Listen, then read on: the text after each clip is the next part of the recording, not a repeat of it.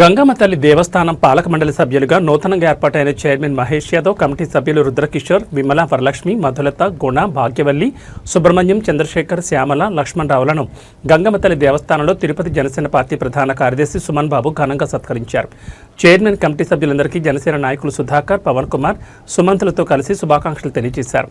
కూటమి ప్రభుత్వం ఏర్పడిన ఈ కమిటీ సభ్యుల ద్వారా గంగమ్మ తల్లిని భక్తులకు మరింత చేరువయ్యేలా చేయాలని, ఆలయ అభివృద్ధికి మీ వంతు సహాయ సహకారాలు అందించాలని సుమన్ బాబు కోరారు.